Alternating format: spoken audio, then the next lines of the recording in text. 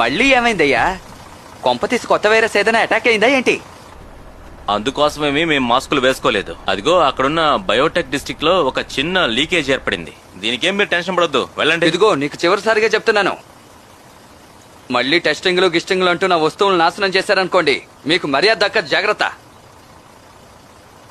ఇక అటువంటివేమీ జరగవు, మీరు నిశ్చింతగా వెళ్ళండి. ఆ వెళ్ళండి.